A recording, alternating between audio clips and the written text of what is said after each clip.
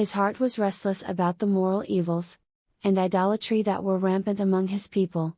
He was as yet helpless because no definite course or specific approach had been available for him to follow and rectify the ill practices around him. This solitude, attended with this sort of contemplative approach, must be understood in its divine perspective. It was a preliminary stage to the period of grave responsibilities that he was to shoulder very soon.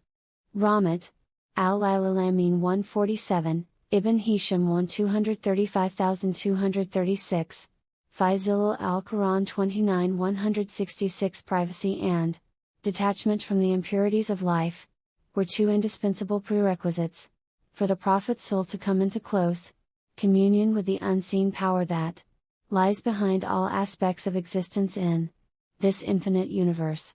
It was a rich period of privacy which lasted for 3 years, and ushered in a new era of indissoluble contact with that power. Faisal al-Quran 29,166,167, Interruption of Revelation. Ibn Sa'd reported on the authority of Ibn Abbas that the revelation paused for a few days. Fath al-Bari 127,12 360, after careful study, this seems to be the most possible. To say that it lasted for 3.5 years, as some scholars allege, is not correct, but here there is no room to go into more details. Meanwhile, the Prophet, PBUH, was caught in a sort of depression coupled with astonishment and perplexity. Al-Bukhari reported, the divine inspiration paused for a while, and the Prophet, PBUH, became so sad, as we have heard, that he intended several times to throw himself from the tops of high mountains, and every time he went up the top of a mountain in order to throw himself down, Gabriel would appear before him and say, "O Muhammad, you are indeed Allah's messenger in truth," whereupon his heart would become quiet and he would calm down and return home. Whenever the period of the coming of the revelation used to become long, he would do as before, but Gabriel would appear again before him and say to him what he had said before.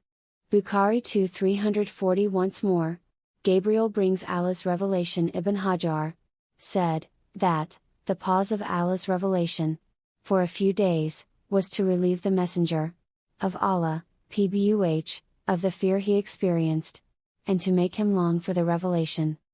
When the shades of puzzle receded, the flags of truth were raised, the messenger of Allah, PBUH, knew for sure that he had become the messenger of the great Lord.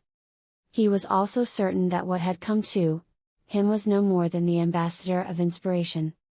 His waiting and longing for the coming of the revelation constituted a good reason for his steadfastness and self-possession on the arrival of Allah's inspiration. Al-Bukhari reported, on the authority of Jabir bin Abdullah, that he had heard the messenger of Allah, PBUH, speak about the period of pause as follows: "While I was walking, I heard a voice from the sky,